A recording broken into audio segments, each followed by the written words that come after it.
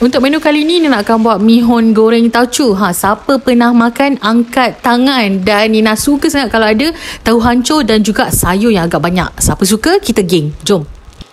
Macam biasa tumiskan bawang putih, bawang merah, lada dan juga udang kering. Lepas tu kita masukkan tauco manis. Nak gunakan tauco manis tau.